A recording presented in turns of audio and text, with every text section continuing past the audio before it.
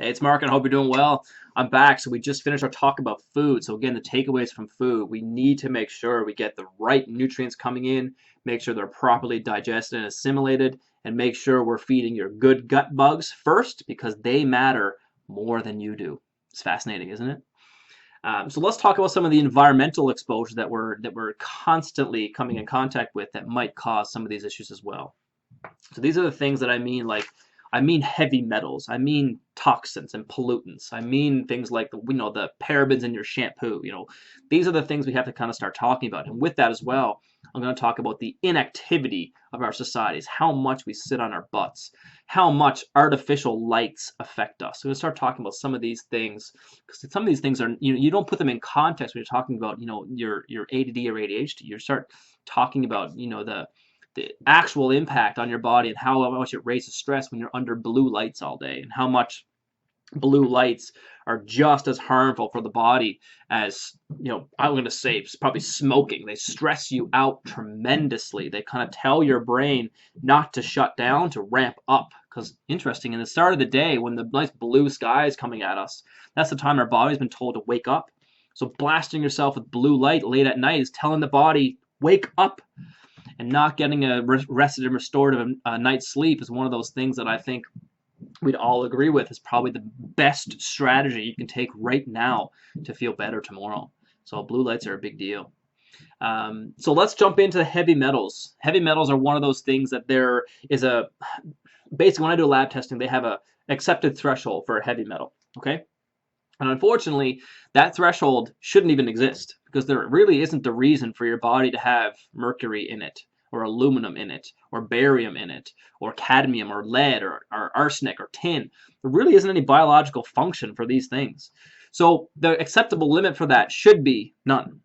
Unfortunately, we have to work with reality. We are in reality. Our cars still burn gas. Sometimes we heat our homes with oil. Sometimes we have to have exposure to heavy metals because there's pipes in our streets that are still lined with lead or solder or those types of things, or sometimes your house has plastic. These are the things that we don't really factor in, but until we kind of assess the load of heavy metals, it's really hard to say what the impacts of those metals are.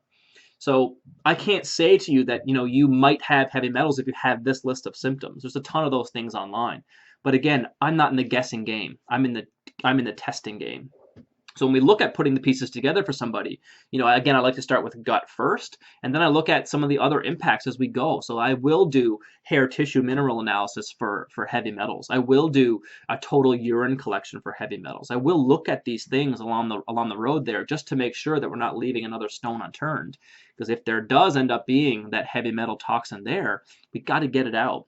And usually the means of getting it out, I like to use what's called oral chelation. So chelation, I think, is a very complex term. Basically, it means claw. The word from Latin chelate means claw. So we actually pick up a substance and deposit it somewhere else to be eliminated from the body. But unfortunately, so many of us that pick up detoxification reactions too fast will actually deposit that heavy metal from a place that's safe into a place that's not safe. So unfortunately, so many of us do chelation too fast. And if we're not eliminating properly first, like we're not pooping every day, we're not sweating every day, we're not getting to the point where our kidneys are functioning and having proper urine elimination, that's the same routes that these metals take to get out. So sometimes we've got to address those first, leave the metal where it is, and then come back and revisit the metal. So that's a very important point to make there, is that you got to make sure you're in the right phase. Okay. So talking about number two that I see, the pollutants. I mean, like I said, we live in Newfoundland. Thankfully, we have very, very fresh, beautiful scenery, great fresh air, not a whole lot of things. We don't spend 45, 50 minutes stuck in traffic with thousands of cars around us breathing in, diesel fumes and gas fumes. Thankfully, we don't have that in Newfoundland. But you might be watching us from somewhere that has that. So look, there may be a time we have to actually look at the total burden of exposure based on what you're doing in a commute to work, or do you live somewhere that there's close to a factory, or is there farming or agriculture close to you? We got to sometimes factor the environment that you live in into how you feel. For example, I had a guy just recently come up to me in the last 6 weeks, and he lived close to a what do they call power plant things? The power plant where the power comes in, it gets staged down, it gets sent out. whatever that's called. He lived next to that. And unfortunately, he had so many recurring nightmares and dreams and attention and focus. And how he knew it was somewhere that he lived was he worked offshore. So he went offshore and he said, Mark, all of my symptoms disappear when I'm in the middle of the ocean. What the hell? So we kind of got to go back to his, go through a detailed history there for him and say, you know what, you live next to a power plant. So sometimes some people literally have to move. Unfortunately, that's just the case. Not really feasible for everybody to do that. But again, I want to bring it up that we have to sometimes explore the environment.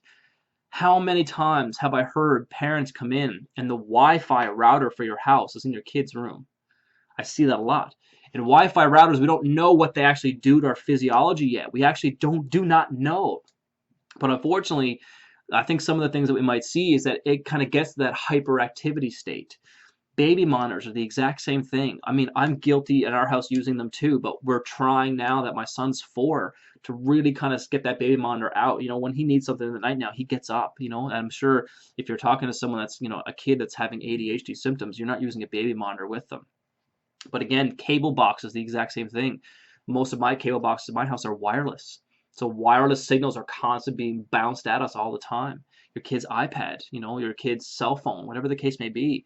You need to start looking at some of these things and see if they're actually making a difference in how you feel. So there are these, they're called green filters. So basically you plug them into the wall and they'll actually filter out dirty electricity as well. So sometimes when wires cross, say behind a wall or whatever the case may be, behind a bed or above a bed, they'll actually create like a little tiny magnetic field. And that field sometimes is not beneficial for what you're doing. So I know I'm exploring the weird and wonky here with you, but I want you to kind of open your horizons and get to that point of this is not a limiting mindset. It's an open mindset. And so many factors that might be included in why you're having these symptoms to begin with. So sometimes we have to explore the weird and wonky, and I love the weird and wonky. It's so interesting. A couple of things that to bring it back to earth, you know, detoxification. The average person is exposed to, I'm going to say, over 100. I know the number is probably a little bit higher than that, but you know, I have not counted. So I would say average person over 100 different chemicals before we open our front doors.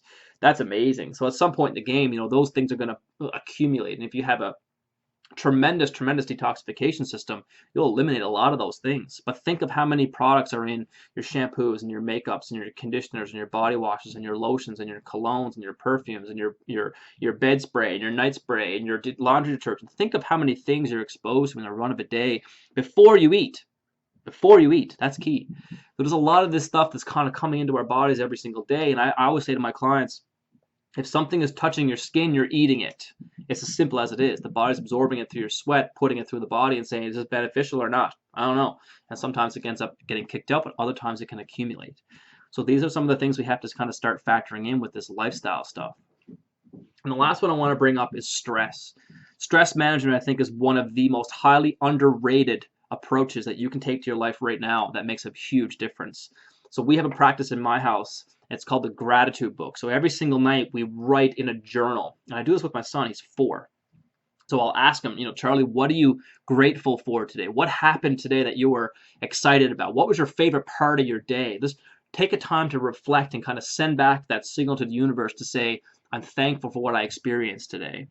That's a big important step to getting your mindset screwed on right. So when you close your eyes at night and you're ready to sleep, you're in a good state of mind. So many of us think of all the failures we had today, and it kind of leads to that system of, I call it the gas pedal in the brain, the gas pedal just pushing all the time.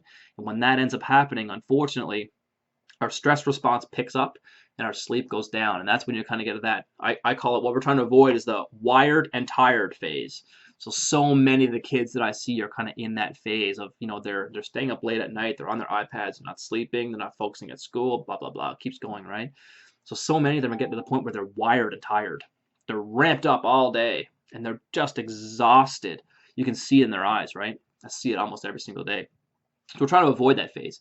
And that's the time we kind of start doing some things to wind down. So again, taking away the blue lights, kind of taking the time to self-reflect, you know, taking the time to do some deep breathing or meditation. So it's funny because so many times when my son's upset, I'll sit there and I'll say, like, okay, let's just breathe through this, right? In through the nose, out through the mouth. In through the nose, out through the mouth. And just by teaching him how to breathe, you can actually see the body just calming down. But that's a skill that we have to learn. Unfortunately, we do things at such a rapid pace that we learn to chest breathe, not belly breathe. So we have to actually reteach that in a lot of cases. So maybe it's a strategy for you. Teach your son or daughter or yourself, how to deep breathe and sit there and meditate. And meditation is supposed to be hard. We're not supposed to be good at it. You have to work at it. I'm not very good at bowling, but I want to get better at bowling. I have to do more bowling, right? It's the same thing with breathing. So we have to get to the point where we're doing more of those deep, relaxing exercises. The key is daily. And again, for me, I try to do smaller increments. I can't really take an hour to meditate, but I can take, 2 to 4 minutes 5 times a day. And that for me gets me my meditation zone, that calm down effect. So stress management is a big one. There are tons of natural supplements we'll probably get to in a few minutes here, talking about some of the ways that we can support that. But again, I'm going to put on this document, I'm going to put the stress assessment. So go through it for yourself or for your kids and see if you can check off the boxes so we can get a picture of what your stress profile looks like. Are you wired and tired? Are you mentally fatigued? Are you exhausted? Are you inflamed? What is it? Because that kind of directs us as to how to get the right stuff in there for you to help you calm down. So again, your lifestyle is key. There may be some of those weird and wonky factors that you have to explore. Maybe you don't. I don't know. But I think it's important just to open Pandora's box there and start looking at some of these environmental impacts and some of the things that we really don't understand yet. We're just at that point where we haven't looked at what a 4G network does to human cells. We don't know. We're starting to do that. We don't know what the Wi-Fi router in your room does. We don't know. We don't know what the cable box constantly sending out wireless signals and Wi-Fi reception every day does. We have no idea. We have to start looking at that now. So I think sometimes in the game here, we have to start opening up Pandora's box and maybe get into the weird and wonky. Cool. All right, so thank you for tuning into the lifestyle. The next stuff we're going to talk about, I have on my list here, is mineral and vitamin deficiencies that are common, and one condition in particular you should know about called pyroluria. Okay, talk to you soon.